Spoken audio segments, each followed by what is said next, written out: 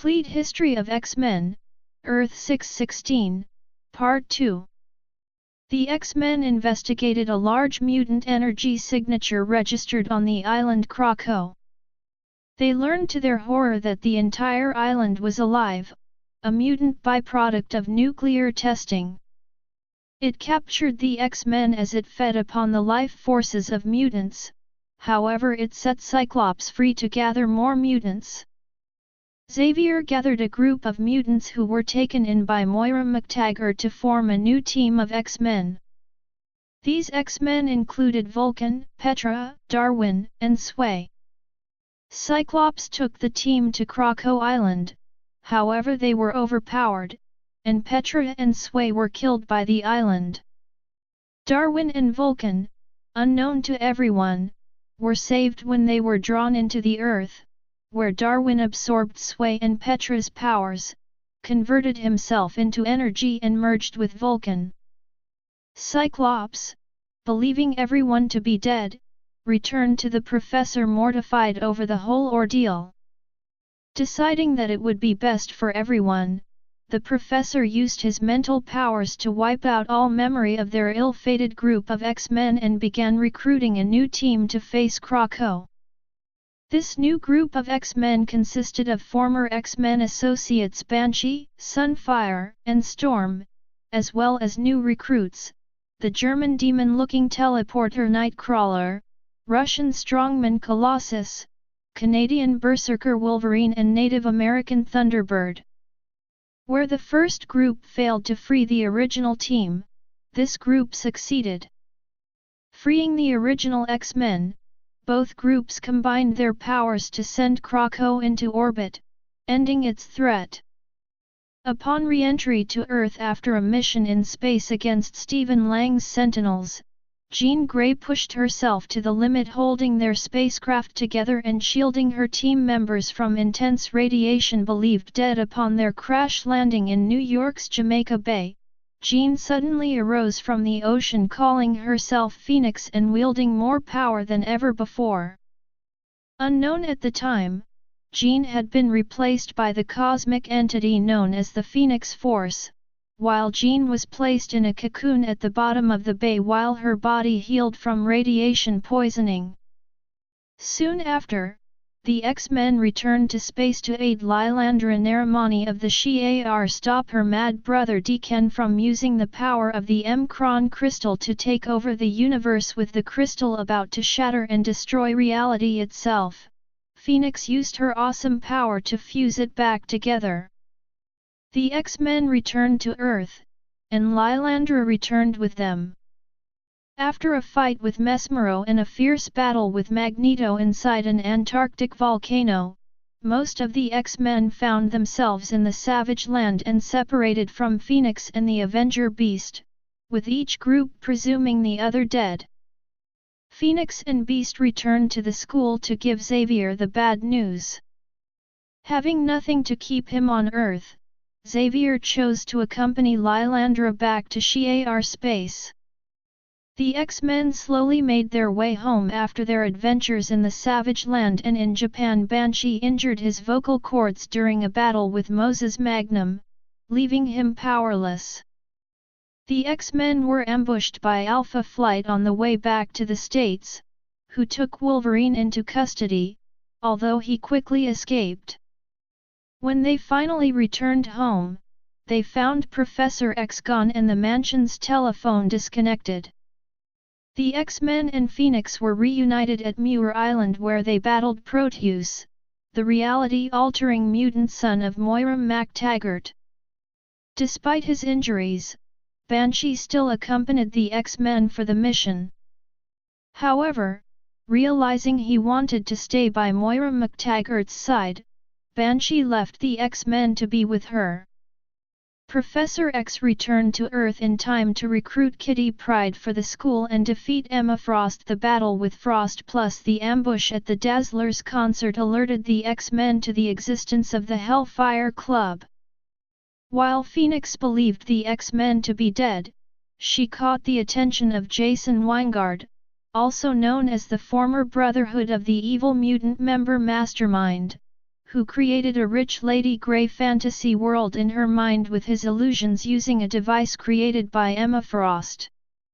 Eventually believing herself to actually be Lady Grey and also consort to Winegard, she was easily convinced to become the Black Queen of the Hellfire Club during the X-Men's battle against them. 133 Phoenix broke free from Winegard's control when she saw a psychic version of Cyclops being murdered. Unleashing her dark side, Phoenix became Dark Phoenix, used her powers to drive Mastermind insane, destroyed the Blackbird, and abruptly departed from Earth. Seeking to enjoy the same sense of power she had felt inside the M'Kraan crystal, Phoenix traveled to a distant star and absorbed its energy. The sun went nova, destroying a nearby planet inhabited by 5 billion aliens. Upon her return to Earth, Beast designed a neutralizer to subdue the all-powerful entity.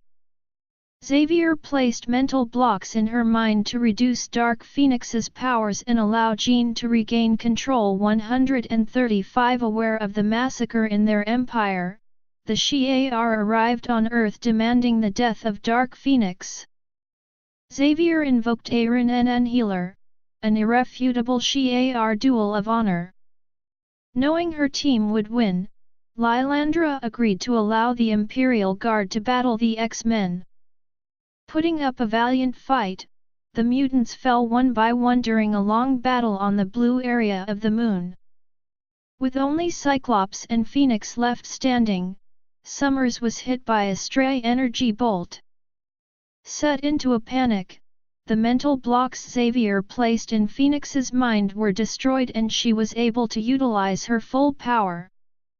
Lilandra ordered Plan Omega, the complete destruction of the Sol system, upon Phoenix return. To avert the loss of the entire star system, Xavier ordered the X-Men to defeat Phoenix.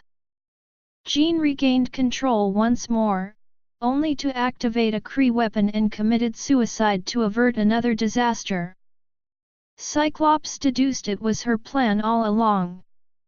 After Jean Grey's funeral, Kitty Pryde came to live at the school as the newest X-Man. Cyclops left the team to figure out where his life was going. Storm became leader in his absence. She underwent a trial by fire in a desperate battle against Mystique's new Brotherhood of Evil Mutants to save the life of Senator Robert Kelly. Other notable foes from this period included Doctor Doom, who attempted to romance Storm, and a memorable encounter with Magneto in the Bermuda Triangle as Kitty destroyed the central computer of his superweapon.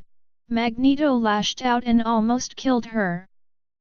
Horrified at his actions, Magneto ceased fighting and contemplated how he had become no better than the humans who had massacred his family. This battle reunited Cyclops with the team.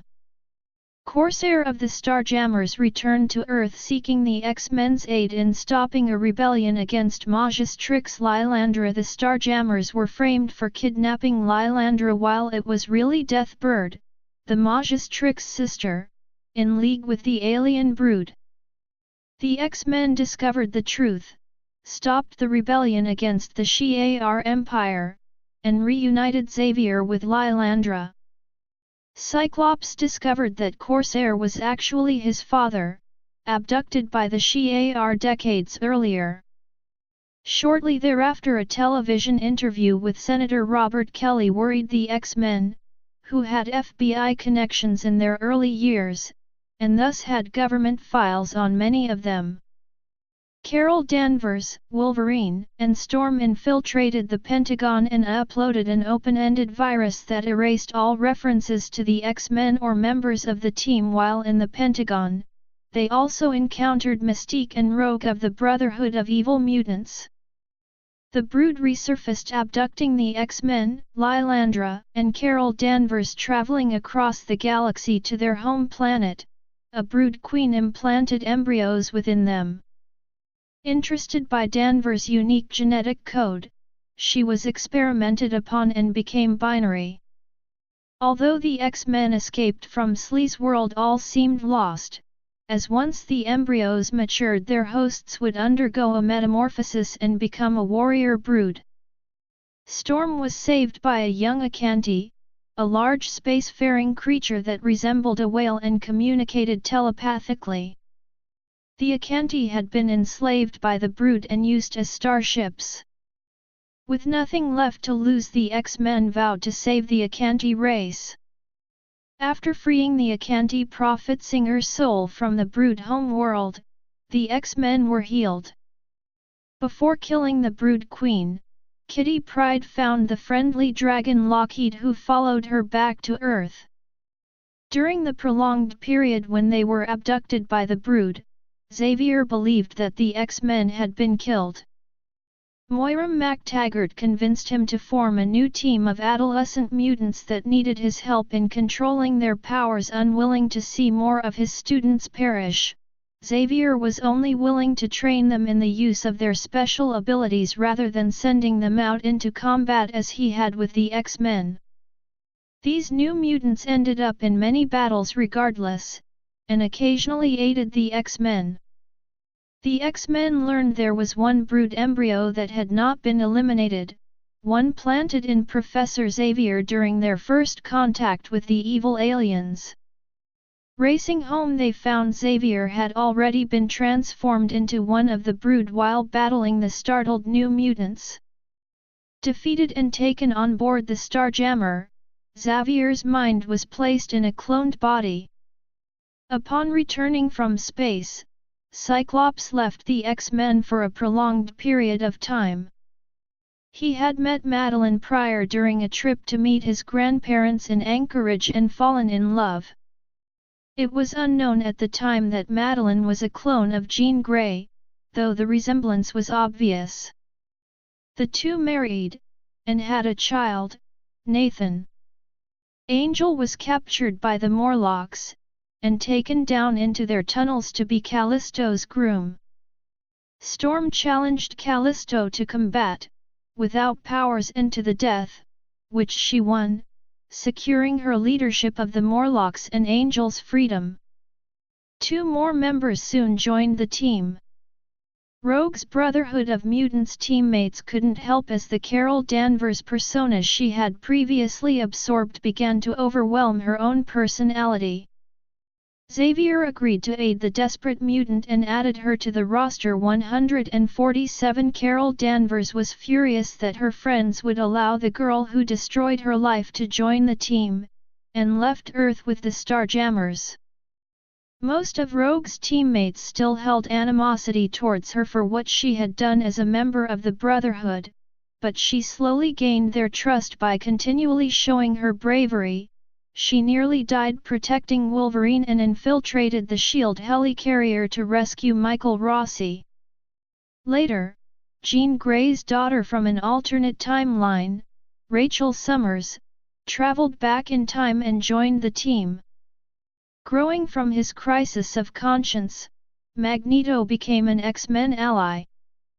Captured by Freedom Force while attending a Holocaust memorial gathering 148, he was put on trial in Paris, mostly exonerated of charges on account of his second infancy. The trial was unfortunately interrupted by the Fenris twins, who sent Magneto and Professor X for a ride in the Parisian sewers. Half drowned and near death from other medical conditions, Xavier convinced his old friend to take his place as headmaster of the institute. Lilandra took him from Earth to recuperate from his injuries. Using the alias of Michael Xavier, Charles Xavier's alleged cousin, Magneto was headmaster for a long tenure. Magneto was later invited to join the inner circle of the Hellfire Club, an offer which he and Storm decided was worth accepting. Cyclops returned, but his attempts to regain leadership of the X-Men was opposed by an experienced Storm, now also an accomplished leader. Even without her powers, Storm defeated Cyclops through martial skill alone, forcing him to surrender by removing his visor. Cyclops left the team. Shortly afterwards, Angel contacted the original X-Men, including a recently discovered living Jean Grey, with the intent of getting them back together again at the behest of his friend Cameron Hodge.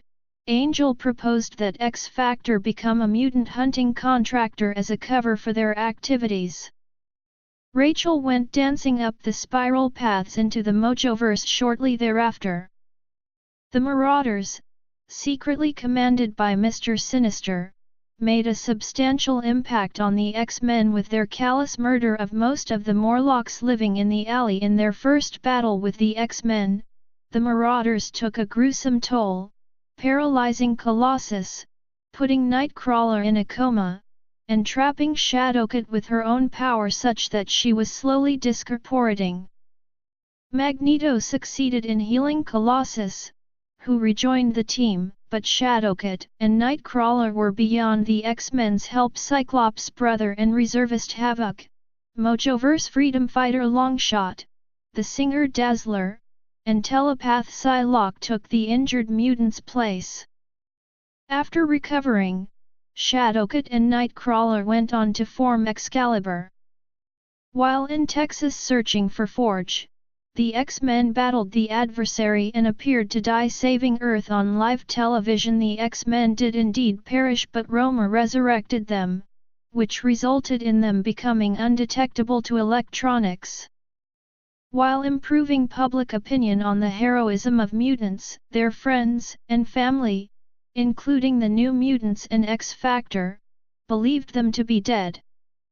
The X-Men maintained this as a cover story to protect their family and friends from the retribution of supervillains, and relocated to the Australian outback after defeating the Reavers, whose base they claimed they also took in Madeline prior to protect her. She was abandoned by Cyclops, and being hunted by the Marauders. The X-Men made enemies of the Genoshan government after rescuing Jennifer Ransom in a covert ops mission on the island.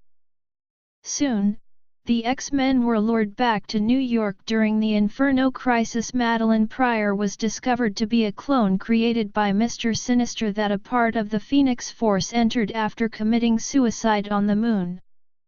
Pryor struck a deal with the demon Enister to become the Goblin Queen out of anger at Cyclops. Enister's intentions to sacrifice Nathan to allow demons to freely travel to Earth became apparent as his spells slowly converted New York City into a hellish nightmare. X-Men and X-Factor, after being pitted against one another, defeated the demon. Pryor was suicidal after learning of her origin, and killed herself in an attempt to bring Jean Grey with her. Jean survived, and absorbed the remaining Phoenix essence within Madeline. This was the first time the X-Men were able to confirm that Jean Grey was alive. Besides resurrecting the X-Men, Roma gave them a mysterious jewel called the Siege Perilous. The magical gem could enlarge to a giant portal. All who entered would be judged by higher powers, their good acts and ill deeds weighed, and be reborn in a new life without remembering their past lives. The X-Men found no use for the jewel during the Inferno, against the alien brood, or when returning to the Savage Land. Curious, Dazzler used her powers to take a look inside the illuminated gem. She saw various alternate versions of herself before they were all murdered and merged into a single being that warned Dazzler everyone dies sometime. Later the same day, a merged Nimrod/Master Mold attacked the X-Men. With only herself and Rogue left standing, Dazzler threw the Siege Perilous behind the Sentinel, hoping her enemy would be sucked into the portal. While the portal appeared, the Nimrod/Master Mold anchored itself to the ground and grabbed Rogue as she tried to push it through. With no other choice, Dazzler blasted both of them into the gateway. With Rogue presumed dead, and other members leaving the team, the X-Men were down to only Havoc, Dazzler, Colossus, and Psylocke. Back in the Savage Land to rescue Polaris, Psylocke had a precognitive vision of the X-Men dying back in the Australian outback and a bound gateway pointing to the Siege Perilous. Worried about her vision, Betsy wasn't able to warn the others before Gateway teleported them back to the outback. Immediately sensing the Reavers approaching when they returned to Australia, Psylocke suggested using the Siege Perilous to escape as the X-Men were in no condition to face the deadly cyborgs. After a brief discussion, and telepathic convincing of Havoc, all 4 mutants entered the gateway. As the portal collapsed back into a gem, Donald Pierce arrived and smashed the jewel to pieces. Meanwhile, Polaris boarded a freighter to travel back home. Her magnetic powers stolen by Zaladane and replaced with awkward size changing and invulnerability, Lorna couldn't simply fly back to her friends. Strangely, she noticed the sailors began to act weird and that her body had become a nexus for negative emotional energy. As chaos erupted on board, Lorna contacted Muir Island for help bringing Banshee to rescue her. Lorna informed all the Muir Island residents that the X-Men were indeed alive, but a sudden siege occurred before anything could be done. A haphazardly created interim group of X-Men was formed to protect allies of the mutants living on Muir Island from an attack by Pierce's Reavers. Lorna joined mutants Forge, Banshee, Multiple Man, Siren, the Morlock Sunder, ex-allies Sharon Friedlander, Tom Corsi, Alice Ann Stewart, Amanda Sefton, Legion, and Moira McTaggart to defend the research center. Val Cooper dispatched Freedom Force to assist. Though the attack was repelled, Sunder and Stonewall were killed by the cyborgs while Destiny was murdered by a Shadow King-possessed Legion. The remaining Muir Island X-Men stayed, under the influence of the psychic entity. Weeks after entering the gateway, Rogue returned to the empty Australian base with her memory intact. At first believing the cosmic judging was a joke, she realized the memories she contained belonging to Carol Danvers were gone. She was then attacked by Ms. Marvel, and discovered the Siege Perilous had given both personalities within Rogue a body connected to a single life force. Rogue was prepared to die, but Magneto intervened and killed Danvers. The two spent time in the Savage Land, allying themselves with Khazar against Zaladane, and began to become attracted to one another. Their relationship ended before it had a chance to blossom once Magneto killed Zaladane, which Rogue opposed. After the Reaver assault, Forge and Banshee began to look for the missing X-Men, and found Colossus in New York City under the guise of Peter Nicholas. His memory of his superhero life and his special powers gone, Colossus had become a popular artist in Soho living with Genoshan emigrants. Peter even began a relationship with the Morlock Callisto, her face molded in that of a beautiful model by Mask. Realizing he was happy in his new life, his former teammates left him alone. Psylocke was found naked and amnesiac by agents of the Hand. Her mind and soul were transferred into the Asian body of Quanon, and she was brainwashed into becoming the Lady Mandarin. On a mission she faced Wolverine, and upon attacking him with her psychic knife the backlash of memories of the X-Men began to break her free from the Hand's control.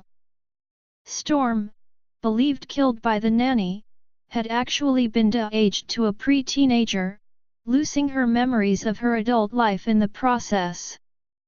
She was framed for murder by the Shadow King, and went back to being a thief. Eventually she crossed paths with Gambit and the two began a partnership, stealing from the rich and giving to the poor. Found by the nanny before long, the two defeated her, and though Ororo's memories were returned she remained a child. Ororo took Gambit with her to the X-Mansion and reunited with Forge and Banshee as they were on their search for the missing X-Men. Unfortunately, tests proved Storm was stuck without her powers as a prepubescent. Dazzler was discovered on the beach by Guido, Lila Cheney's bodyguard. Allison learned of her past life through computer files, and became trapped in the Mojoverse after a teleport of Lila's went awry when trying to save Longshot from Spiral. Extinction Agenda. The partially regrouped team at the X-Mansion was soon thrown another hurdle. Magistrates from Genosha arrived to capture the mutants for crimes committed on the island. Ororo recognized one of the attackers to be Havoc, but couldn't warn her teammates before she was defeated along with the new mutant members Warlock, Wolfsbane, Richter, and Boom Boom. All were transported to Genosha by pipeline and brought before their true captor, Cameron Hodge. Once an X-Factor ally, Hodge actually despised mutants and made a deal with the demon Enister to become immortal, and came to take control of the nation. Warlock, already weakened, was able to help his friends escape. Hodge intended to acquire Warlock's transformation powers, but Wolfsbane returned to stop the transfer though Warlock was already dead. Rain was recaptured, and transformed into a mutate. X-Factor joined the remaining New Mutants and interim X-Men, consisting only of Gambit, Forge, and Banshee, on a rescue mission to save their friends. In South Asia, Wolverine, Psylocke, and Jubilee heard of their friends' fates on the news and ended up rescuing Boom Boom and Richter. Jubilee tended to the young mutants, while Logan and Betsy infiltrated Hodge's citadel only to be discovered by Havoc. The X-Men and X-Factor fared no better, with both squads becoming captives. When Havoc saw his brother defeated by Hodge, Alex remembered his life before entering the Siege Perilous. Meanwhile, Storm had taken Genegyneer David Morrow, creator of the mutate process, hostage but was defeated by Hodge and forced to become a mutate. A mock trial found the mutants guilty, and all were given the choice of being transformed into a mutate or death. They chose death, but Hodge first had to deal with the insurrection of the Genegyneer, aware Hodge's actions were insane, and many magistrates including Wipeout. As Wipeout had cancelled most of the X-Team's mutant powers, Hodge killed him hoping they would be permanently lost. Unbeknownst to Hodge, Morrow gave Storm the ability to return the mutants their gifts rather than into a mutate. A rebel magistrate brought Storm to the X-Men and as she used her powers, Ororo reverted back into an adult and regained her powers. Ororo then restored her teammates' abilities, and all escaped and started hunting for Hodge. Concurrently, Morrow planted a bomb to destroy all laboratories within the Citadel. Furious, Hodge killed the traitor, though the Genegyneer was able to weaken him considerably. The X-Men eventually found their enemy and attacked. Cyclops and Havoc unleashed a powerful assault destroying all but Hodge's head, which falls near Wolfsbane, who rips it to pieces in a rage. Richter caused tremors to finally destroy the Citadel, burying the remains of Hodge's broken body. Chief Magistrate Anderson led a revolt against the Genoshan government, and the magistrates were able to seize power. Havoc and Wolfsbane choose to stay behind and make sure mutants were given fair treatment. Because of the intense media coverage of the Genoshan disaster, the world learned the X-Men were still alive. Regardless, the reunited mutants returned to Salem Center and began to rebuild the team that had been splintered for months. Upon their arrival, Warlock's ashes were spread over Doug Ramsey's grave. Unfortunately, there was no rest for the X-Men. Soon after Xavier returned to Earth from his adventures with the Starjammers, an old enemy returned. The Shadow King had been spreading waves of hate around the globe, and used Polaris to absorb the negative emotional energy to empower himself to unthinkable levels. Professor X used Cerebro to identify the source of the chaos. He returned from his sojourn in space and sent the X-Men to Muir Island to confront their oddly acting allies. It seems Moira MacTaggert had been training the Muir Island X-Men, and new visitors Rogue and Lila Cheney had taken up residence and participated in duels. When the mutants arrived to investigate, they were surprised and defeated by the Shadow King-controlled island residents.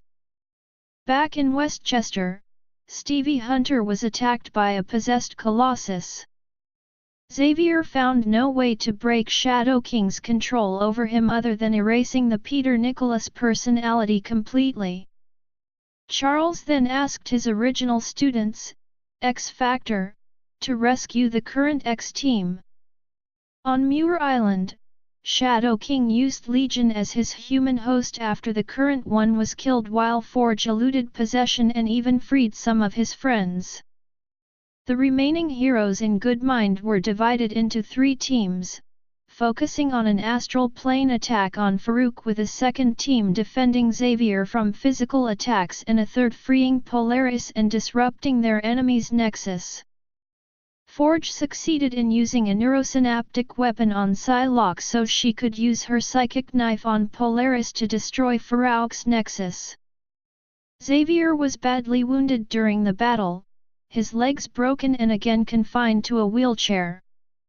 As Shadow King disappeared, Legion fell into a coma and the devastation of Muir Island was apparent. Most importantly, all 5 X-Factor members returned to the X-Men along with Rogue and Colossus. After many years, the X-Men had finally reunited as one team.